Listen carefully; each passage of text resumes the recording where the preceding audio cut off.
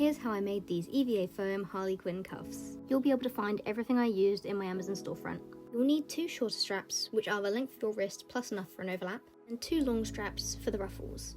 Mine are 150 centimeters, but you could go longer if you'd like more ruffles than mine. I'll put the measurements of my foam pieces on screen now.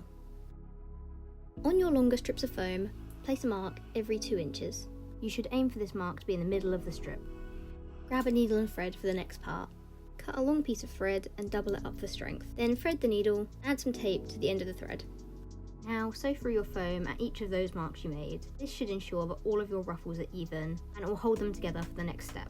My strip is 150 centimeters long, but if you want more ruffles, you can make it longer. This is very similar to how you would make the ruffles from ribbon, but much easier.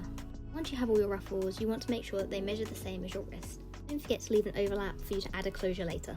Once you're happy with the arrangement of the ruffles, tape down your string. This will keep it at the right length.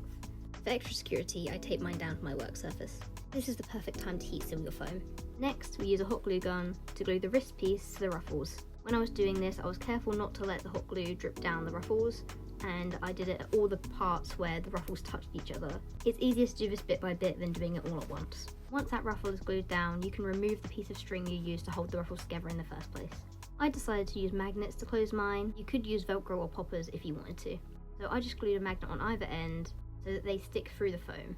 The next thing I did was attach the 2 loose ends that were left. This allows for the cuff to open enough to get your hand in, and for the cuff to still look continuous when you're finished. It's not perfect, but I prefer this to having a gap in the cuff.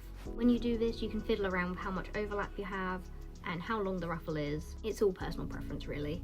You can see here how it opens and closes, and that free ruffle allows you to get your hand in and out. This is how a finished cuff looks, and here's what it looks like if you don't glue the ends together.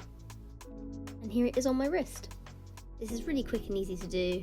I hope it's helpful to some of you. Thank you for watching.